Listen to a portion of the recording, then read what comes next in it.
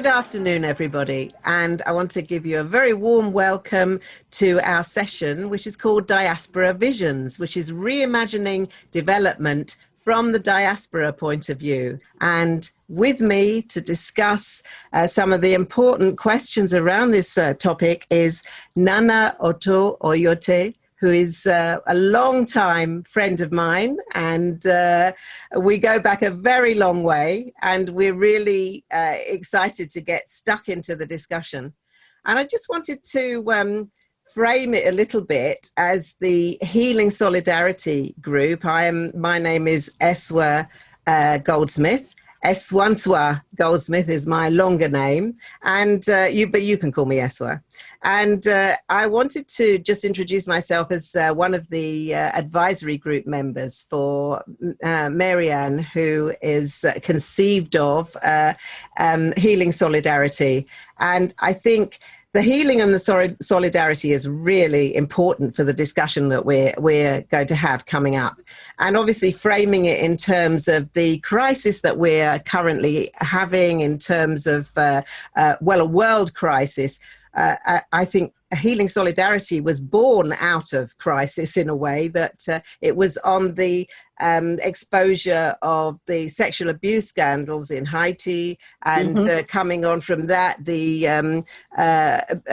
whole crisis around the environment, which we had been coping with in the global south for many, many years. And then, of course, COVID, and the rise of the xenophobia and the right wing, and the dismantling of the machinery of government at the moment around DFID and the FCO.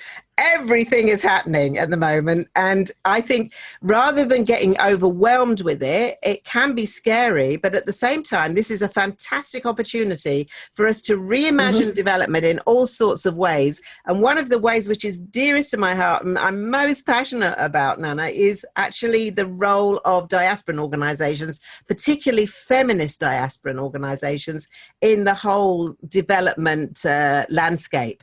Because it seems to me that everybody's sort of thinks of us as an afterthought, whereas actually I think there's a role for us in the leadership, and always has been. We are under-recognized, and particularly for feminist leadership in going forward. So I'm really dying to talk to you about all of this, and particularly I think, first of all, to say, you know, you've been part of this movement for as long as I have, and it would be really good to ask you, what are you most proud of that we've achieved so far, and your own organization Forward has achieved?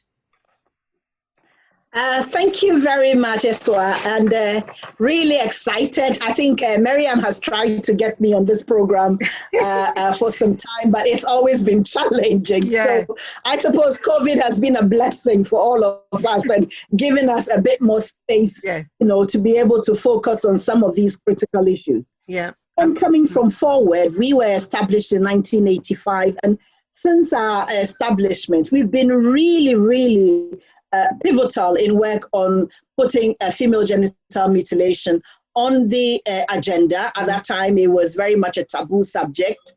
Nobody wanted to touch it. Professionals didn't want to even know about it. They just turned a blind eye. So it was really a very big part of our work, because it was in response to a need.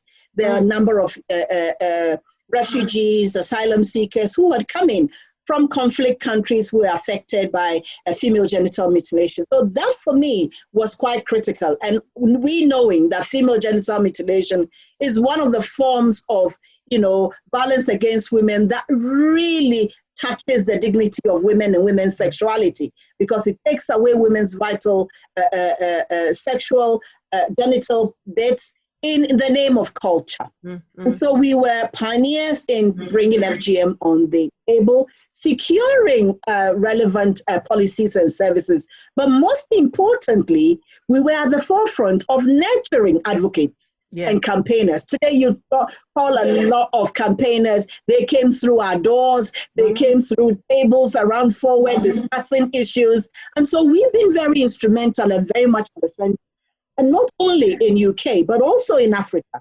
And the Esua, bless her, was one of the women who kept knocking our doors and kept saying that FGM is an issue that should not be just written away. It was part of our culture and we need to talk about it. So we were influential in really putting this also on the table in Europe as well as in Africa. And I would even say on the global stage, as we speak, we've been instrumental in so many development projects around female genital mutilation, but also on other related issues around, for example, child marriage. At the time that I remember I was talking about child marriage, everybody said, why are we bringing this issue? It's not important. I remember in my previous organization, it was like they were refusing to talk about child marriage. So I said, look, forward, take this up. So it became very much part of our work. And today, it's on the global stage. There is a bigger global campaign, Girls Not Brides, talking about it. But I think our approach has been, we know the issues, and we will not stop talking by putting these issues on the table. I think one of the things about our approach is, and which we are proud about, is that we empower key actors to become agents of change. And one of the key actors that we've been empowering recently has been young people. Our Young Women's Leadership Program is amazing, and it gives women feminist principles and skills and knowledge, but also guides them with mentors to really work on change. Today, we've had about 200 African women in UK, Kenya, Tanzania, Somaliland, really, and Uganda to talk about these issues, and it's amazing. Oh, it's really fantastic. And I think it builds on so much of the work we've done and so much of the sort of vision, the Pan-African feminist vision that we've had. I remember working with Bisi Adelaide Fayemi of Akina Mama Wa Africa in Uganda, 20 years ago, setting up the symposium where all the representatives of feminist movements throughout Africa would come, and we would do training with them. And there are so many alumni around the world. As you say, your organization has spawned all these fantastic feminist leaders, of which we're very proud. And I'm very glad you mentioned Esua Goldsmith, who, of course, we've worked with so much in the past. And her loss was extraordinarily sad. It hit us all really badly, because I think, it was just at the time when her life's achievement and her legacy was achieving success. But I think, obviously, we are leading the way in so many ways, and I think that is so under-recognized. And it would be worth just looking at some of the things that we can do that mainstream white organizations are always trying to do but can't. So what would you pick out as being the most important things that we really have contributed? Obviously, this whole thing about child marriage and so on, which everybody's now thinking is important, but what other things do you think have really spearheaded the change? I think what is really central about diaspora is that we come with lived experiences of the issues, and we bring a nuanced understanding of the issues in a very different way, because we understand the culture, we have the language, we have the networks, but most importantly, we come as insiders. And even though we may be outsiders, we still have more legitimacy in terms of being insiders and knowledge, particularly of the transnational issues, but also we bring cultural competencies, including norms and insights. And it's very interesting. You go to the field and you so easily pick these things up. Nobody will pick, even the way people speak, the things people do, and you actually know it. And I just recall in the UK, for example, we met a young woman who had come, was doing her PhD on child marriage. And at that time, it was at a work when nobody was talking about it. And it was so easy to actually say that, okay, you're doing your PhD, you brought up the issue of child widows, which at the time people were not talking even about. Absolutely. Child widows, what does this mean? So again, we come with insights. And a lot of times, people do their PhDs and just put it under the table, and that's the end of their PhDs. But this was very much like, I've researched the issue, I want to go back home and I want to put it into motion. Again, the diaspora really also look at issues and put it into motion. Most importantly for us, our approach is really about relationship building, really For us, and a lot of diaspora organizations, when you speak to them, it's really building relationships with the partners and having an accompaniment support to the people they work with. But we also bring in unique insights in terms of our partnership approach. We bring a strategic approach to our work of building organizational capacity and growth, but also making sure that people have the program capacity to deliver. And one of the things that is very much about us is that we come there with the long haul. We want to work with them. We want to make sure that transformatory action is taking place, and we walk alongside them. But one of the things that I always say about diaspora, our uniqueness, is that we pick partners very often who are not visible. And then again, when we grow them and build them to a stage, and international development agencies come in, they are now suitable partners to work with. But before, they didn't have the capacity, they didn't have the visibility, they didn't have the gravitas. Now they seem to have it. Yes. And they want to work with them. I think another element which has been quite unique for us is our recent work with the Comic Relief Common Ground Initiative, which was also part funded by DFID. And some of the research evaluation is that diaspora organizations, we also have a lot of connections. Yes. And some of us come in as political refugees, economic refugees, students, not to talk of so many other aspects in which we come into this country. But we come with real insights, political, social, and cultural skills. And these are resources that very often other development partners don't have. So when we come in at a different edge, in the sense that we have the networks, we have the skills, we have the linkages, but often also we can address some of these challenging issues head on, because we feel that we have a lived-in experience, so we can address them head on. But most importantly, I think the other element about diaspora is that we are resilient and we are there for the long haul. Primarily because we come, not because we want to go in and out, because we come from some of these communities anyway. Yeah. So our interest is in making sure that there is change, and we're there for the long haul. We bring others on board. I think a commitment and passion very often is what can really push us into doing these issues. We're doing it because we are passionate. We're doing these things because it's our needs, it's our issues. And sometimes when you're working in the development sector and somebody's like, I've worked in a number of years, I'm tired, I'm moving on. Yeah. It's like, we can't move on. Move on. It's like, we haven't finished the work. Why are you moving on? So it's really important that we come from that angle of we're here on our ethos that change can only come from the communities, and we need to support and enable it to happen. I do agree with you. Really, really helps you, the kind of different ways in which diaspora organizations do development differently. Yeah, I think you're right. And I especially like the fact that you picked out the whole issue of relationships, because they are so important and they are lifelong in the communities that we connect with. And I know particularly there are lots and lots of organizations that are working without any recognition at all. And very often the aid and development agencies don't see it as proper development. They think that it's a sideline, whereas actually we know that the amount of remittances sent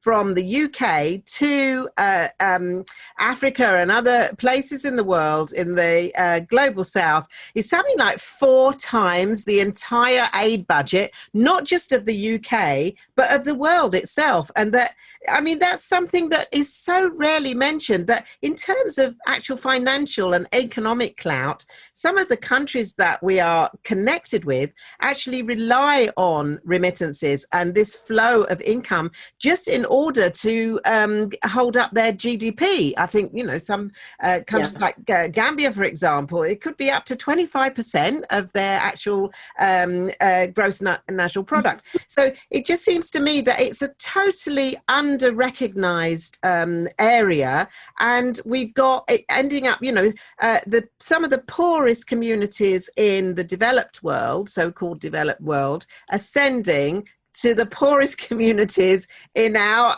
in our own countries. And I know that, I've got relationships with my village. I send them, as fellow Ghanaians, we understand, how it works. You send the money, and it's not just that they're going into individuals. We send them to the school, supporting the school. We built bathrooms, we've built water pumps, and, so this is real infrastructure that no other people are providing, and this is provided very often by an investment in the village by diasporans who are doing that. And that relationship in terms of the especially women power, I think it's very often women that are sending these small amounts of money and investing in what women are doing in our communities, and that really counts. And I think that connection is something totally and sort of underrated. But I know that these remittances are a real issue in terms of that we pay more tax, sometimes 4%, 6% of all small amounts of money. It is a significant amount. No gift aid, so we got none of the privileges of the sort of international aid agencies, but with lots and lots of investment. And I'm wondering, moving on to some of our challenges in the as diasporans and in diasporan organizations, and also as kind of having these person-to-person relationships that we have, which is part of our USP. Are there any other challenges that you think we really need support with? Some of them we need to do ourselves, but how do you see the challenges at the moment for diasporans and diasporan organizations? I think for me, diaspora organizations, again, with us is that we don't come with one single narrative, in the sense that and then we don't come with one single issue. So we have been the people who have been pushing on this issue of remittances. And it's actually something that repeatedly, we want to bust the myth that it's actually not significant. It is hugely significant. And now we are looking at reimagining development. We need to recognize all these areas of development. So for me, that's one of the things that seems to be missing when it talks about, development and our challenges in really recognizing that what we do collectively actually should be recognized as development. Whose notion of development are we looking at? So again, this comes to the whole challenges. What's our notion of development? That the colonial attitude of development, which means, giving little aid here and there, that's development, or that kind of development where you're actually paying people school fees such that they can have the expertise and the skills to also be able to live sustainable lives. So there is a huge issue. And talking about diaspora and diaspora organizations, we really come in different shapes and sizes. We have small organizations, but the majority of us are really small. I mean, if you could count, recently we were counting the diaspora organizations who have up to $1 million in terms of their annual income. And you could count them on your fingers. Very few, very few. And so that is a challenge in terms of scaling up. We don't have the money, we don't have the capacity to be able to scale up. And what's also very critical about our diaspora is even accessing the funding. Some of these funding programs are so challenging. And in Africa, we call it whom you know. And do we do whom you know here? It's so interesting. Only Africans, they say whom you know. But do we have those whom you know connections? We all know that all these things is about connections and relationships. Very few diaspora have these connections and relationships when it comes to funding. We do need to build these relationships. And because we don't have access, it does mean that we don't have access. And all of us also don't build the capacity we need. How many of us have, fundraising structures within our organizations where you have a whole floor of people who are doing fundraising? Very often you only find that maybe the senior managers are the people who do fundraising. So fundraising is a big challenge for diaspora organizations. Again, another big issue is research. Being able to conduct research and being able to have the expertise to be able to publish our work and publish our narrative and publish what works for us. Very often we are very good at doing, and then people come and tap our resources and our information and knowledge, and then they go and package it nicely, and they have all these lovely research that comes out, which is not in our name. So again, whose voice are we using in terms of the narratives that are out there? We are not using our voice enough, and also because a lot of us are too small to have that freedom of really doing big partnerships. And as we speak now, the whole development sector is going into big partnerships. You ask yourselves, all these partnerships, the diaspora people are even called on board these partners. Very few of us, even some of these feminist organizations, they do not bring on board a diaspora organization. So we are in a situation where we are not able to go into the inner circles of some of these funding bits. And as a result of that, we continue to remain small. But I think this is the issue of power. Yes. When it comes to development, we have to talk about power. Power, as somebody says, that's the big elephant in the room that very often we do not really bring in. But power is always there in terms of power of who speaks, power of who determines what agenda of development we need to go into, and power of what, who makes the decisions around the money. But who is able to access the table when it comes to policy conversations? At the end of the day, development is also about shaping and influencing policy. And it's important that we continue to have that kind of space as diaspora to be able to amplify our voices and to bring our issues on board. And I think that's some of the things that really becomes challenging for diaspora to break out of this cycle. I think you're right, Nana. And one of the things that's really, it's like a circle. I imagined a big African elephant in the room, because it just taken up so much space, so they're not inviting the diasporan organizations in. And I think one of the things that I think has been going on for years now. I can remember I did some research for DFID, way back in the day, in the late 1990s, and I was doing these focus groups so they could find out what diasporan organizations thought about development and how they contributed, right? So I had about 10 different of these focus groups all around the country in the UK, and DFID sent me off to do these. I got a whole wall of kind of, how dare they send another person in here to ask us, what we think, when do they ever pay us, when do we ever see the results of their research? And so it's the whole thing that the well-meaning people in the sector think that they're consulting diasporan organizations.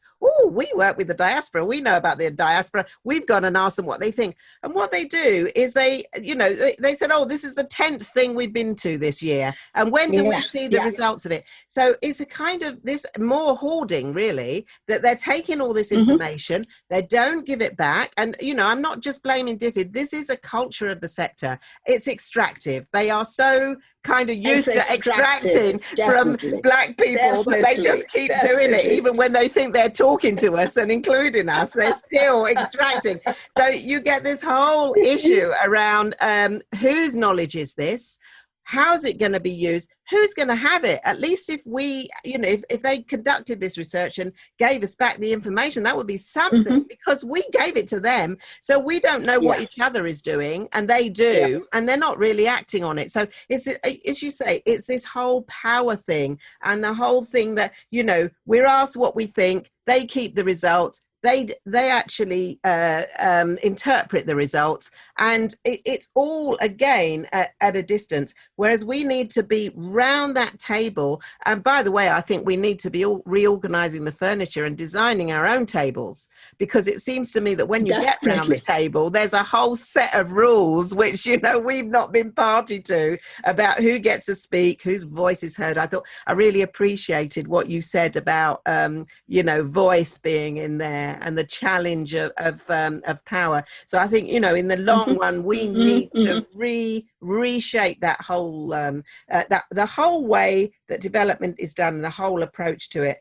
And I'm wondering, sort of thinking about how the sector itself needs to change. And especially, I think this has been spearheaded a lot by the conversation which has been provoked because of Black Lives Matter and the killing of Breonna Taylor and George Floyd and all of that, Mm-hmm. that's enabled us to open up a whole conversation. And I'm wondering how you think, okay, we got our challenges within the diaspora, but how does the sector itself need to change, the so-called aid and development sector? I think these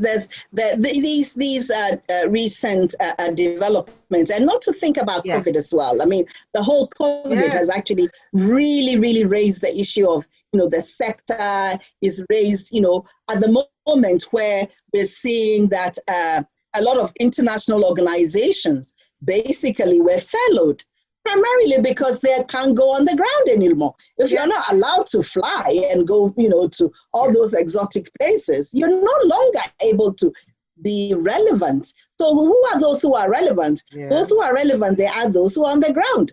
And those who are on the ground, they actually have closer links to the diaspora. Anyway. So it's really interesting how this sector needs to recognize and value that when it comes to critical situations, the diaspora would always revamp themselves and make change happen. I can tell you a very good example is even in my own village. I have my uncle who is in the US. And what is he doing? He's asking all of us from the village to actually contribute money so that they will buy PPEs to send to the village so that people have access. So this, again, is a time when development agencies are not able to do it, but people are stepping up and making it happen. So it's really important to really see the added value and how the sector needs to recognize. I think one of the interesting and exciting times has actually been in terms of the sector. I'm part of the GAD network, and the women of color have actually put together an amazing statement. It's going to be one of the resources that we're going to have in this program. We've really highlighted some of the critical conversations around systemic racism in the development sector, primarily even looking at staffing. I mean, the whole area of staffing. How many Black people are in senior positions of power? Recently, I met somebody from Christian Aid who was in a senior position of power, and I was like, there are very few, Black people from the diaspora in these kinds of positions of power. So who is making decisions? A lot of the young people who come into the sector get really frustrated because they are not able to access. And I know some young people who have set up organizations like the Diasporic Development who are really now looking at how do we work in partnership to get our voices, but also to build the capacity and to access the networks that would give us access to these spaces of development. So yes, people are interested, but there is an issue of access. So the sector needs to open up access to people from the diaspora to be able to engage and be part of development. Also, the whole issue of, we've been talking about it, knowledge management is very extractive. The kinds of way we do research is very extractive. It needs to change. Very often, I've seen development agencies who go into the country, they do research with local partners. They come back, and those whose name is on the research, just the international actors, the local partners are not cited in this research, although almost everything they took from them was based on the local partnerships. A lot of the development practices are really things that we really need to scrutinize and put a spotlight on them and say, these are based from colonial legacy of, absolutely. I have it all, I know it all, I determine what is good for you, different paradigms and theories of change and all these things that we sit down in our tables and really construct how change should happen there. We've got so many things that really keep others out of that knowledge management of what development is and what is acceptable and not what is not acceptable. So if yours doesn't fall into this concept of development paradigm, then you really will not be part of those who are called in. So it's really important to also scrutinize these kind of development paradigms and what really works. But again, what really works really, really depends on where you're standing.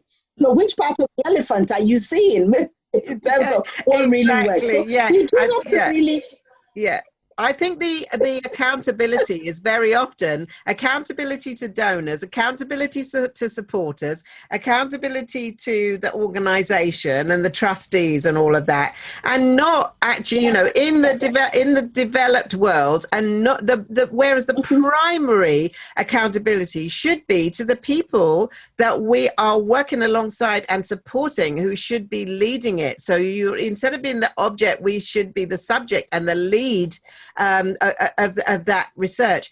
The other thing I was thinking was in terms of the GAD network, which I'm really pleased to see this happening in the GAD network, because I can remember with 2 or 3 friends, we were came back from Nairobi at the Third World Conference on Women in the UN in Nairobi, and we were so fired up, and we could see that all these politicians in the UK hadn't got a clue what we were talking about. So we set up the GAD network. I was its first chair in 1986, and to see the women of color in the GAD network so flourishing is just wonderful. That, you know, we all sort of have built this fantastic legacy, which is so relevant today. I never thought that it would be still so relevant today. But one of the things I've thought of in my long career in the sector is how much I have felt like an only one. I've been like the only Black VSO volunteer, the only member of boards of different charities, and they thought, oh, let's have you on because, you know, you feel like you're a token. I never behaved like a token, but you feel like a token. And I think what people don't realize, even today in huge organizations, the onlyness of Black staff, and particularly women, because that sense of onlyness is about how there's so much responsibility on you, and so you don't get listened to as a young person, you don't get your confidence built, you have all this undermining that you've talked about in terms of your voice doesn't count, you're not at the table, you're not in leadership positions, you can't be what you can't see, and all of that. So I think before people start saying, oh, we'll have a couple of people with Black and brown faces on our board, first of all, think what that means. What kind of quality of experience are they getting in a patriarchal, racist, sexist organization? You know, to have people on the board, and how difficult it is for us to be able to be heard and to act effectively. And very often people walk away from those. And sometimes they say to me, I don't know why you're still on that board. Yes. You know, what are you, you know? So I've had a lot of that where I've really been struggling. So I think one of the things that we need to do is to support our leaders within the diaspora community, support our people who are inside those organizations who, you know, we may feel need complete transformation, but at least we have, you know, we need to support our people. That is really important, as well as you say, thinking about actually we need to change our focus completely and start to think about, you know, the links between the diaspora. I did the same. I was sending out money from my family here to my village so they could buy those things that look like guns to take your temperature. So we had all the kids having to take their temperature before they went back to school last week. So you can, you know, the world has really come together over COVID. We're all having to cope with this thing, but in very different contexts. And, you know, it's pushing some people really over the edge. So some of the things in which the way the sector has to change, I particularly think in terms of, you know, our kind of visions for the future. It's got to be the sector not just changing, but transforming.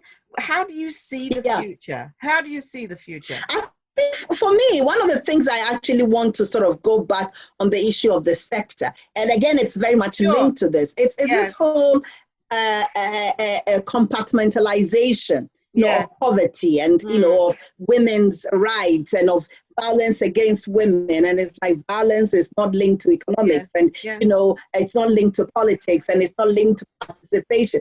It's so surreal the way we compartmentalize things and actually expect things to work well. So it's really important for us to actually see when we're looking at development, we're looking at, you know, how much development aid is going into Africa. And at the same time, well, you're seeing that the extractive industry is taking so much out of Africa, and yet we are giving peanuts into Africa to say it's development. And I think when we are really looking at reimagining development, these are some of the issues we critically have to sort of look at. And very often don't really name these things properly. Luckily now we are getting a situation where people are organizing and talking about these things. And I think we have to really look at a holistic approach to development for Africa.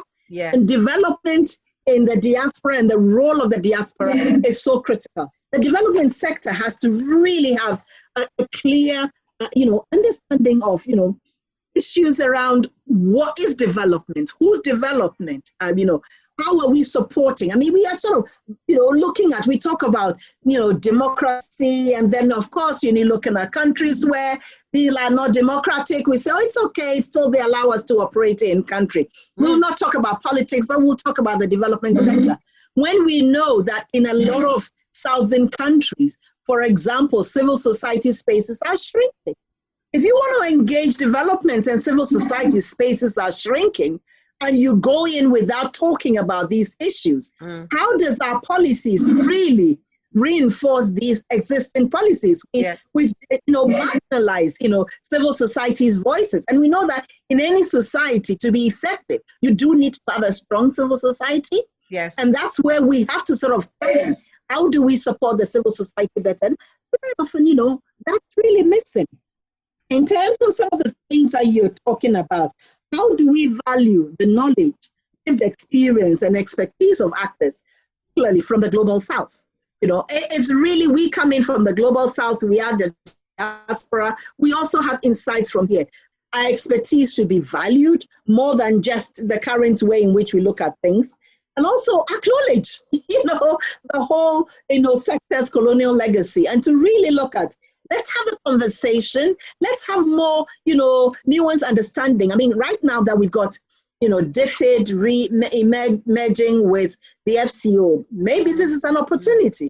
Does it bring some, added value in terms of really reshaping, rethinking, building further, but really strengthening what would work better and giving us a new reimagined ideas around development? And that are some of the things that I think we hardly go into. Yeah, as you say, we not only just think about how we can do so much better than this and really sort of do that transformation of power, of knowledge, of expertise and so on, but I also think that we need to really challenge and reimagine some of the concepts that have just been taken for granted over the last, since pre-war times, really. Talking about development as being about growth, being about jobs, being about empowerment,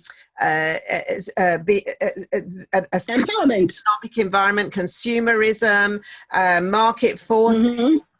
All of those things, whereas actually we're thinking unless we get sustainable, the world is not going to survive. And here I think we need to see some of the practices that we have now in the Global South as being the solution, not the problem. We're all often framed as the problem, whereas it seems to me the problem is the overconsumption of the small minority of the world, which is the Western world, compared with the vast majority of the world, which is the Global South. And very often it's all couched in terms of minorities. Well, we might be a minority here as diasporans, but in the world population, we're absolutely the majority. And we are, we have so many inspirational figures to look to, particularly women like Wangari Maathai, and we're talking about BC Adelaide Fayemi, who set up the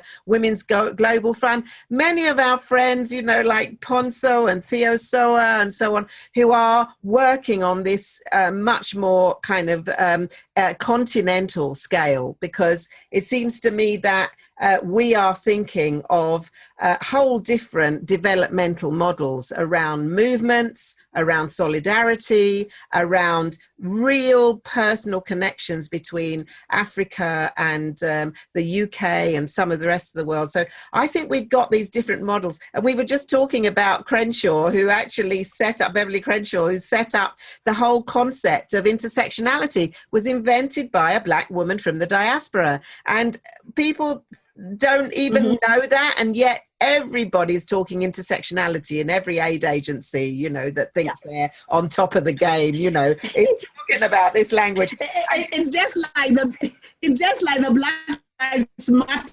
Yes. Where everybody started, you know, sending statements. CEOs were sending statements, and we are really for Black people, etc. You know, it's quite interesting. Yeah, it is interesting because there's like three Black women set up the Black Lives Matter movement as well, and a Black woman set up the Me Too movement in the diaspora as well. So actually you can see that we are often spoken of as victims or as people who only work at community level, which is really important. I mean, we've been talking about the importance of that and how aid agencies can't do that. But at the same time, we need to think of ourselves as global thinkers and global leaders of movements. And although we've been talking here about the African diaspora, and I think that's particularly appropriate because we both come from Africa and specifically Ghana, but also we have to realize that the diaspora come from all the countries of the world, you know, just in London itself, you know, the diaspora is,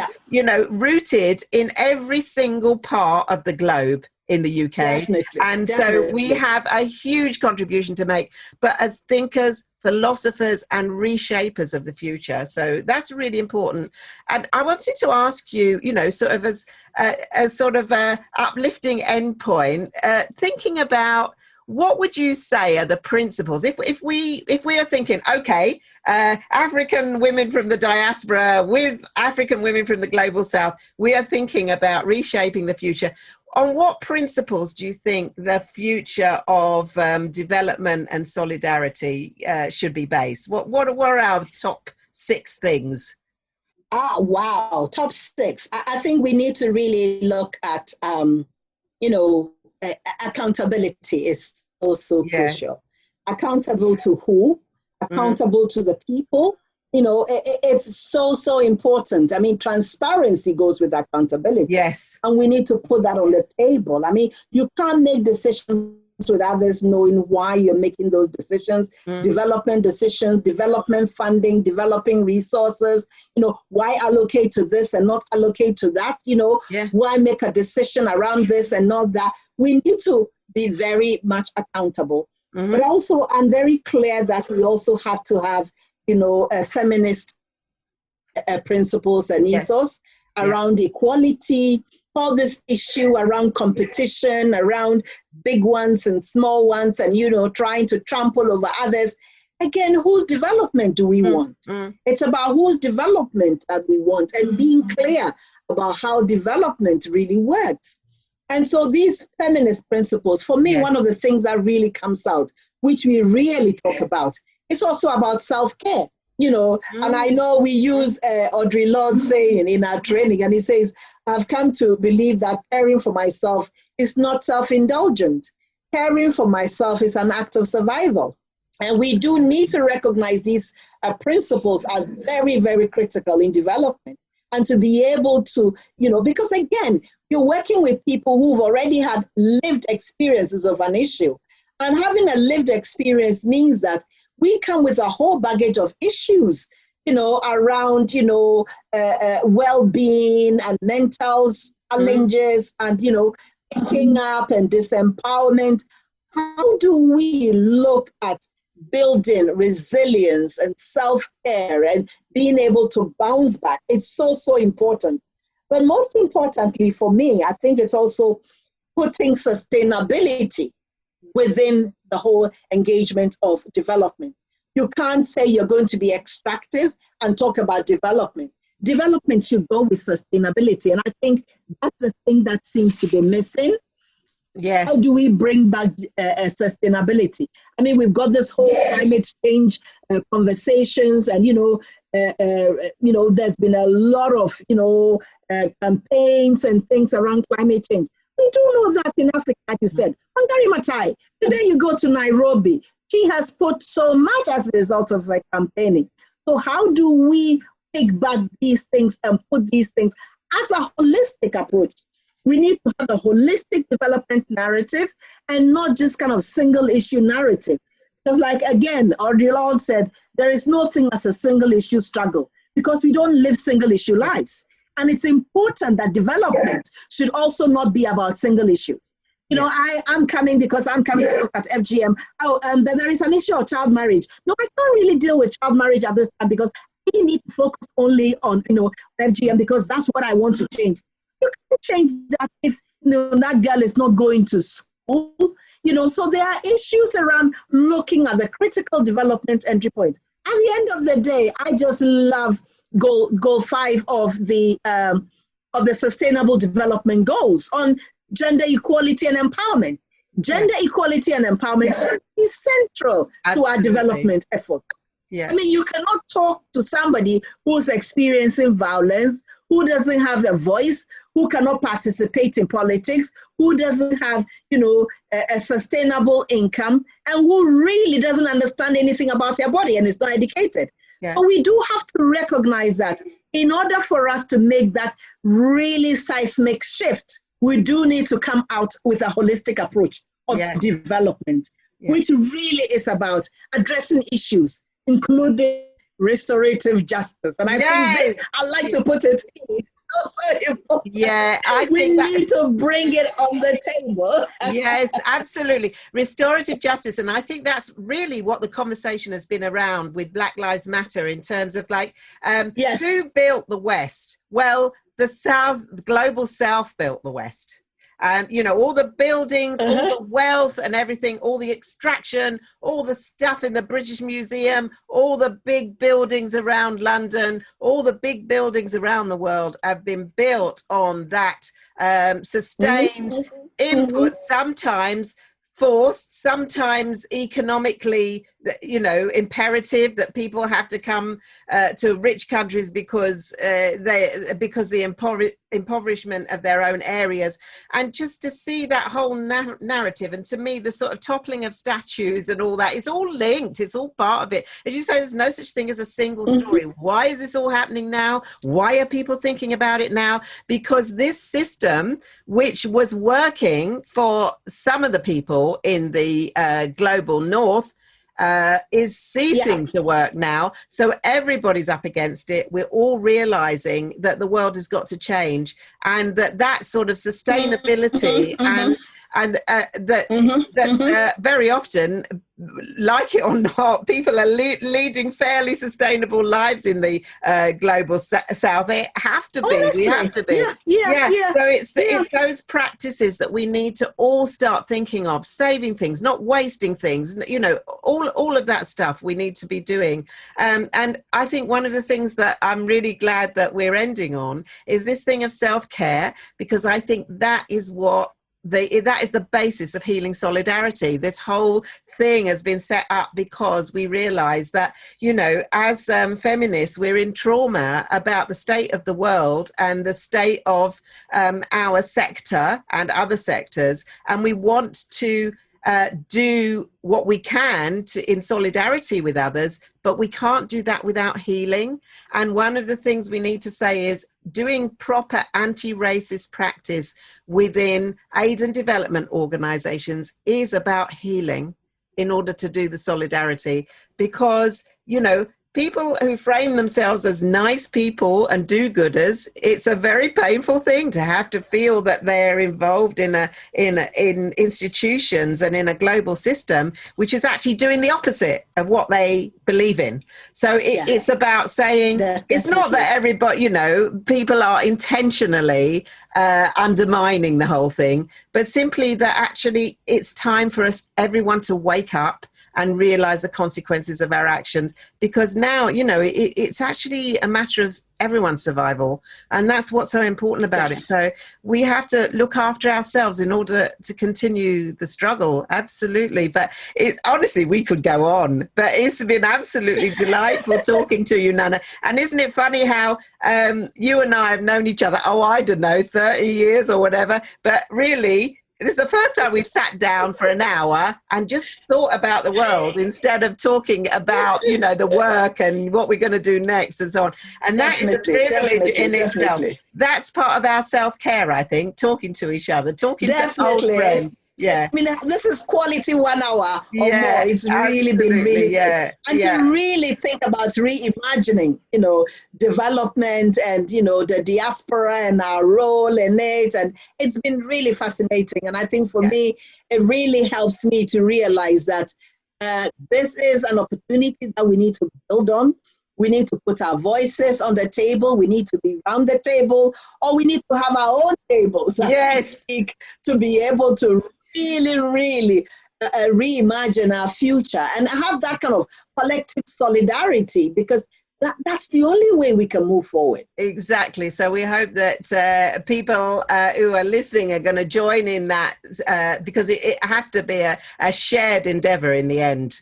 So you take care of you, and all of you take care. And thank you very much for listening. And hope you are enjoying the Healing Solidarity Conference. Lots more to come and to reflect upon. But in the meantime, thank you very much for coming, and see you again soon.